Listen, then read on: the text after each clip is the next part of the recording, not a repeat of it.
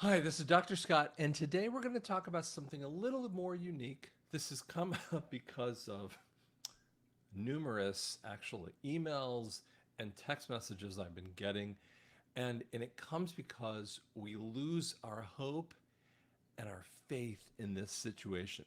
And I'm going to share with you what the Greek actually says about hope and faith and how you can put it in the right perspective. Coming right.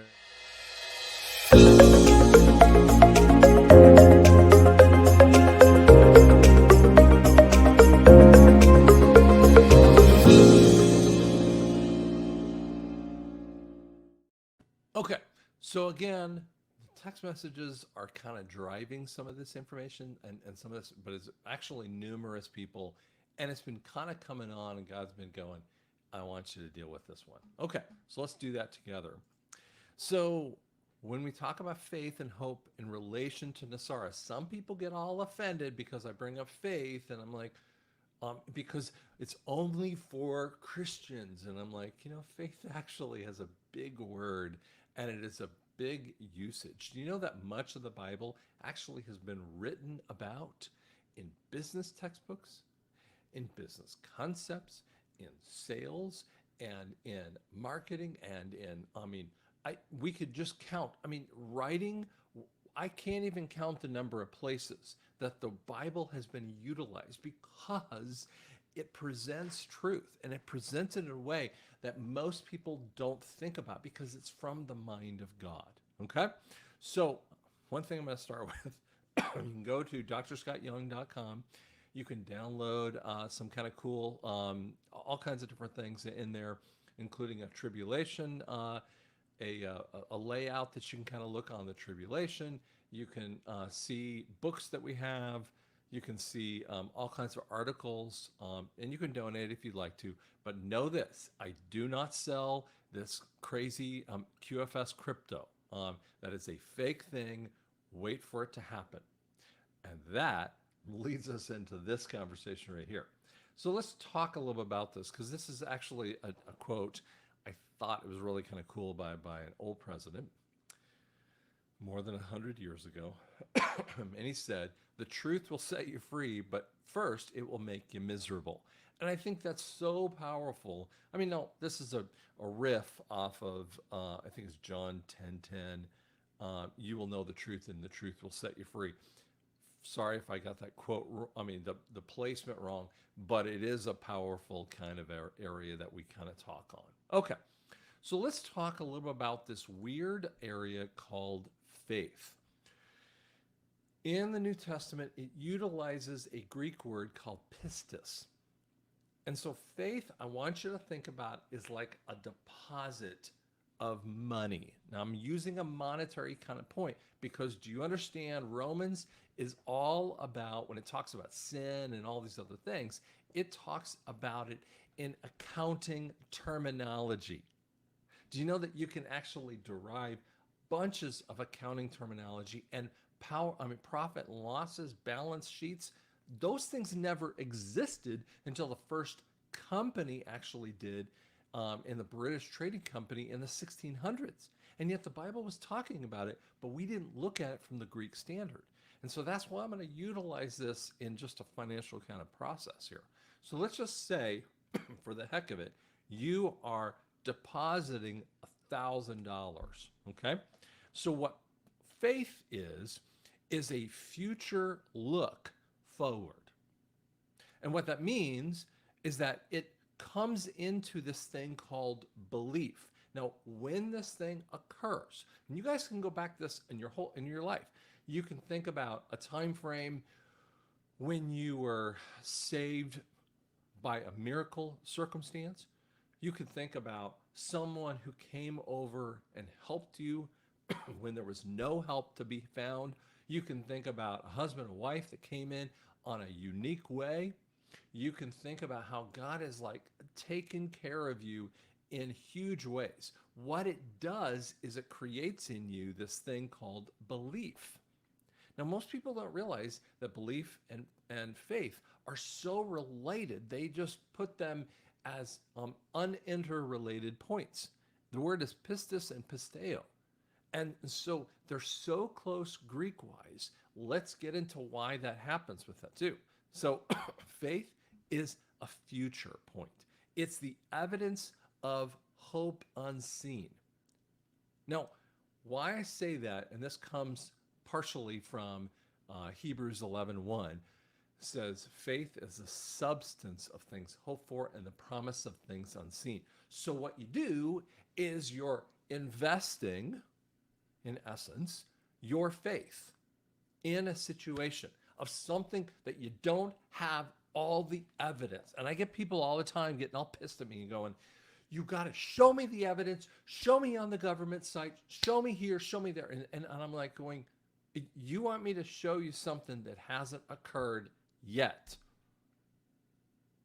And I'm going to show you how ridiculous that is in a lot of different ways here, and just to show you how this kind of goes. But what it does, when it happens, you are supposed to take that as the investment rise. For instance, let's just say that $1,000 of investment proves out and makes you $2,000. So now you have made 100% improvement with this, okay? By the way, the Gospels actually say this in interesting ways. It says, when I spread the seeds, and I can spread it on great ground, on rocky ground, on thorn ground, what happens is don't worry about all those other areas, but realize that when the harvest comes in, it comes up with 30 times, 60 times, 100 times. It is a massive harvest that comes in. And that's what is belief. That's what he's talking about in the scriptures over and over again. I say he, the Holy Spirit, with that. So it goes from that faith, you invest it into belief. Then you take that belief, and most people stop right there. You know, they get the husband that they're always looking for, and they go, I had faith that husband would come, right?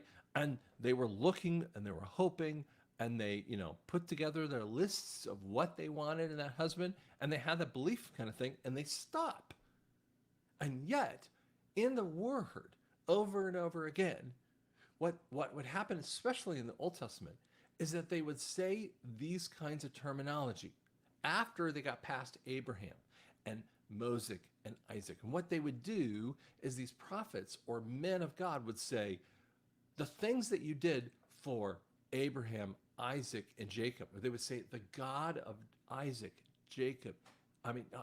Isaac and Abraham and Jacob, and they would just list off the names. What they were doing is like, all that stuff you did for them, I'm going to believe that you're going to do for me now.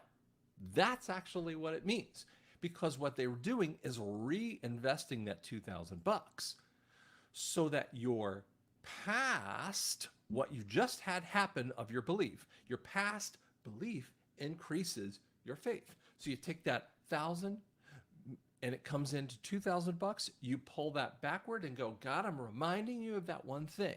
That thing that you did, now I'm looking for this kind of thing in my life. Now, I'm not talking about just as a pure transactional kind of area with God. But do you know that God's only language is faith? It's hard to do this. It's not easy, let's put it that way. But it's actually a simple process, but you just got to put it in action. And so when you do that, you take that past issue, that belief increases your faith, and then you do it and you invest at 2,000, which then turns into 4,000, 4,000, 8,000, blah, blah, blah. You get the idea, right? But what most people are doing is shoving the hope, the ellipsis. And that hope is an expectation. And the reason why I threw it in the middle here is because it's got to be around the fence line. So I'm going to pull this off the screen for a second because I want you to see what I'm saying. It's got to be around the fence line of faith and belief. Your hope's got to be in the middle. Now, if you shove that little goat or, little tiny puppy out in the real world before that thing is ready, I mean, it's going to get chewed up, right? You're going to have a big problem. That's why you put things behind a fence that need protection. And so that's what you do with your hope.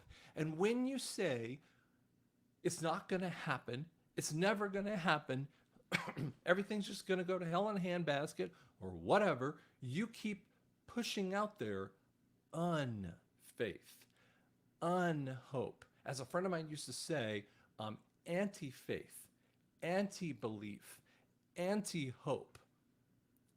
And that actually is a dangerous prospect. Let me show you a little bit more about that. So when we look at faith versus hope, faith always refers to the future. It gives indicators of the language of God. This faith thing is how we communicate with God. People go, how do you, Scott, do this? And I'm going, because I get negative comments like you cannot believe. I get 500 comments at least a week, and bigger accounts get way more than that. And I try to respond to every single post. I try. But when they get abusive, I have to do something to delete them, because I can't have that kind of cancer running throughout. Now, it doesn't mean I disagree. You can disagree with me all you want. You can say, dude, I don't agree with you on this. I think it's this way. And I'm like, well, I don't think it's that way. Well, I respect your viewpoint, and I've left those comments around. It's made me sometimes research in it. And we're going to talk about something, not in this one, but later about XRP, that I'm going to show you how I've morphed some of my viewpoints on some of these areas. But those areas of disagreement have to come inside of a respect, right? But yet, this faith thing is the language of God. Business owners use it every single day.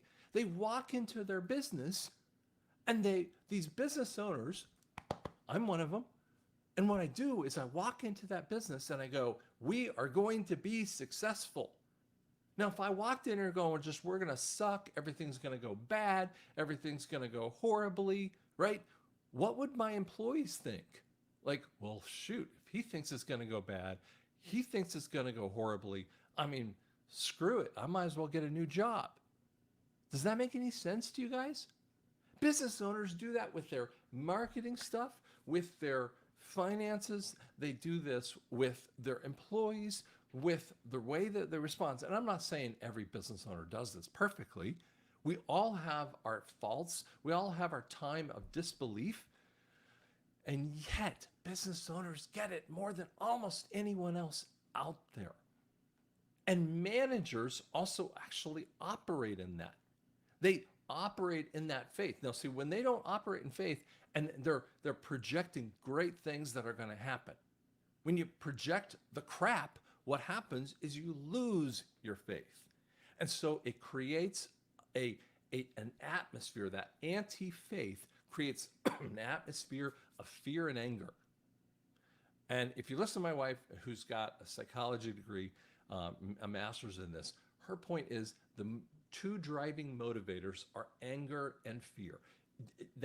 I'm not so sure she's not fully right. Now, I haven't really kind of researched all the way through that one, but I'm going to believe her on that particular area, because she's been writing so much of that stuff, right? And so the point is that when you have the anti-faith, it leads you to anger and fear. And depression is just a type of fear, or resignation is a type of fear. Sometimes it's almost anger with it too. So you feed the beast that you choose. Do you understand what I'm saying there? You feed the anger, fear, or you feed the faith. Or you could say you could feed the anti-faith, or you could feed the faith. Now, hope, Elpis, refers to the now. Now, sometimes it also can be future, but normally it refers to the now. And so I'm hoping. And it's fragile. It's so fragile to people. Because I want you to look at this. The confidence, when you have confidence in God, who has all of the abilities, your hope is that confidence. It is that expectation. Now, when I have confidence, and many of you have confidence, Scott, the fallible human, the the Mark C, pick the truther, Michelle Moore. Pick any truther you want to come up with, and you have just confidence in them. You're having fallible level of human frailty, right? And so we have slight abilities, but we don't have that confidence, and so it gets crushed. So that expectation that can happen either good or evil, those expectations become, the way that you frame all of your reality. I mean, let me put it to you in a sports mechanism, and some of you are going to roll your eyes when I do this, okay? For instance, I'm just going to use an example of, Denver sports, and I'm not trying to get you to be Denver sports, okay? But the Denver Nuggets and the Colorado Avalanche, who are under the banner, old Pepsi Center, and now the Ball Arena, actually have really good management and really good ownership, which is the only owner, right?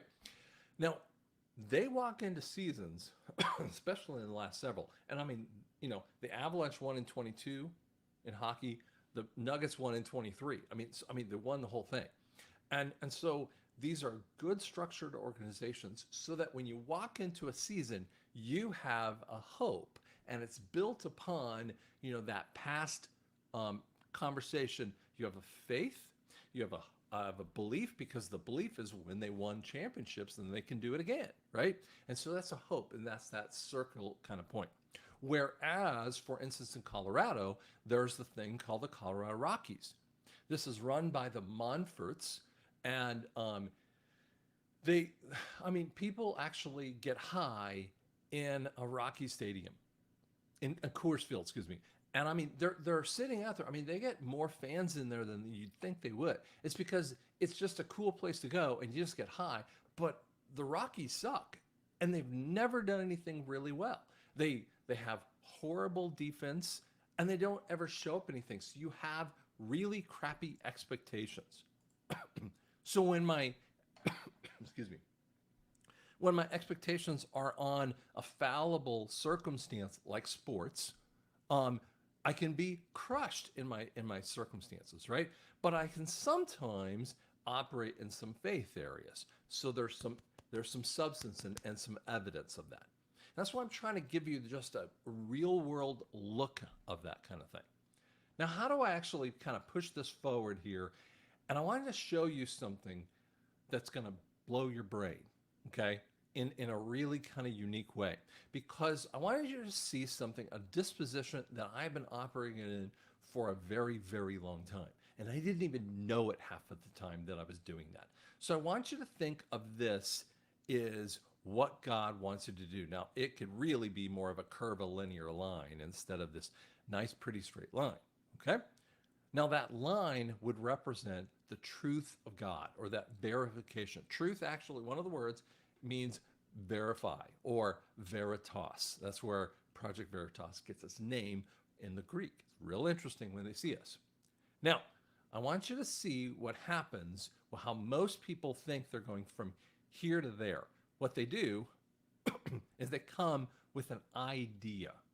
Like, they get something, and I'm talking about great believers, right? And they get an idea, and they know it's from God.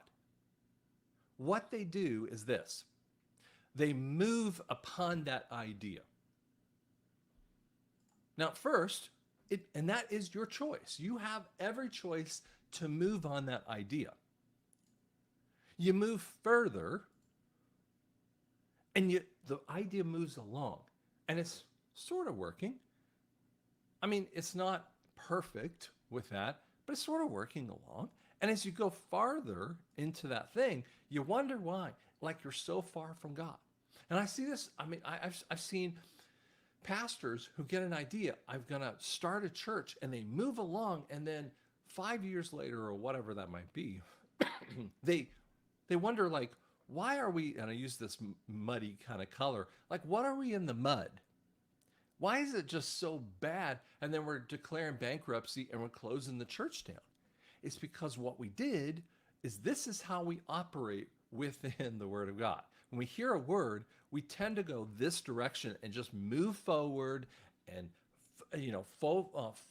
absolutely plow forward with all guns ablazing in essence. Okay, so that's a little mixed metaphor, but you're getting my point there. But one of the things that I've been doing, and sometimes I did it for dozens and dozens and dozens of years, and I didn't even know what I was doing. And by the way, you probably do this as well, but sometimes you don't even realize it. Here's what I would recommend that you do when it comes to these things. And by the way, there's going to be future things in NESARA that's going to kind of lead you in this way. So first off, you get an idea. It's your choice on both sides of this, but I'm going to show you a different way of handling it. The first thing that I actually do without my choice is that, like, take that choice in and kill it. That's right. I kill my dreams. I rip them up. I shred them. And basically what I do is I put it at the foot of the cross and I go, God, if you want to resurrect it, go for it. It's cool with me.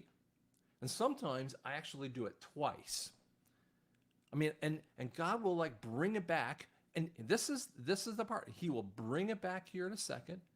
And sometimes, and when I'm saying as he does this, I mean, it could be two or three times. Sometimes I do it. Depends on how big the vision is. And what happens, if you notice the line isn't the same here, what happens is I allow God to resurrect it. And I bring it back in. But I'm always recorrecting along the truth that God is talking about. I allow him to kill anything in my life anytime he wants to. And this is the operation of what we should be doing with doctrine.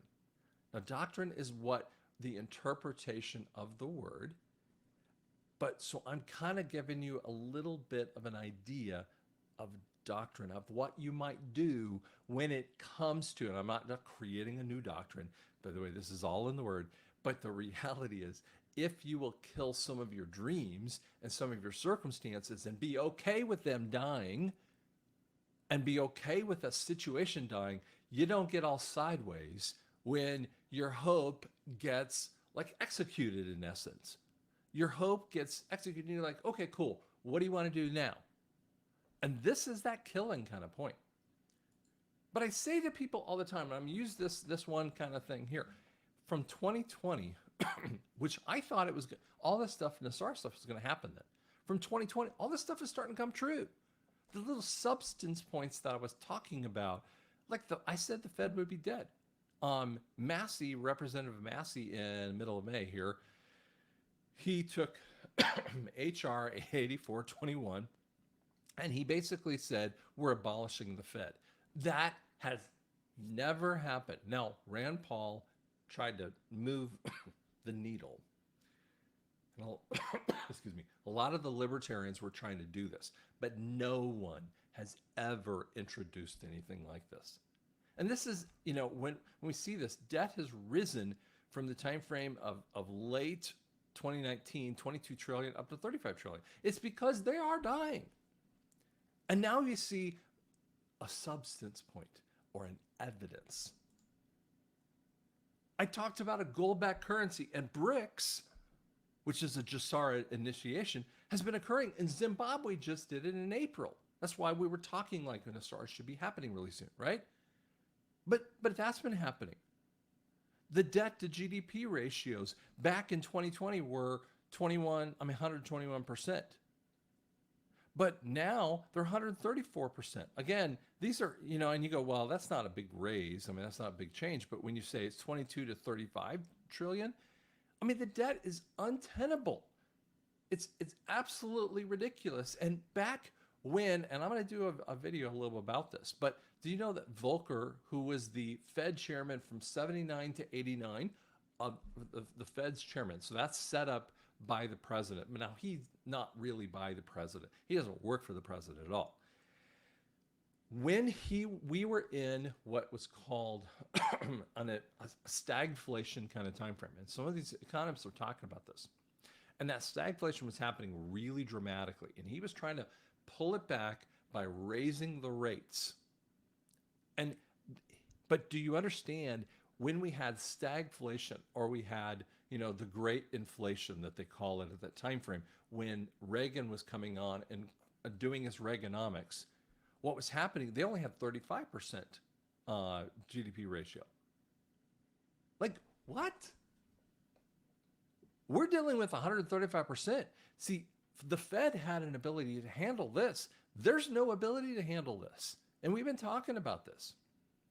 The Fed spending in Congress goes from 4.4 trillion to 6.6. Man, when you're in worse debt, and you're talking to someone who's been there, when you're in worse debt, you spend less unless you're an idiot. And yet, they're spending money like a drunken sailor. The US dollar to US note, we have seen this kind of thing coming on. There's so many conversations because it's back around a gold-backed currency. The Zimbabwe ZIM actually revalued itself down to a lot lower level with that. And I mean, so they're changing the amount or the value of that note. When the US note comes on, it's gold-backed. And the death of the dollar is a good thing. Now I see economists getting all upset over here. Oh, the death of the dollar, death of the dollar, death of the dollar. And I'm like, dude, chill out. Because when we switch it from here to here, it's going to be the US note. Man, the only thing that's going to fix this puppy is NESARA. You ain't got nothing left. So as I kind of go backward here, I want to pull backward here. Sorry, let me go backward here just a hair. I'll bring this off the screen. Sorry about that. When we come over here, back in 2020, we had faith, right? We had evidences, we had hope, we had some things, and we're starting to see some of that. Why aren't you operating in that faith and reinvesting that belief into faith and belief into faith and belief into faith and shoving your hope in the middle of it? So don't listen to it on an overall basis. Because NESARA's coming. Now, if you want to get off the train, go for it. If you need to step back a little bit and spend some time in your garden, go for it. What do you think I get up in the morning? I've been getting up. I've been telling people I get up at 4:30 to 5:30. No, today I got 5:30. But I've been getting up at 3:45. I can't go back to sleep half the time. It is because there's so much to accomplish. Guys, this is coming to an end. I promise. Now, please subscribe. Helps me out innumerably. It would really make a difference. Thanks so much.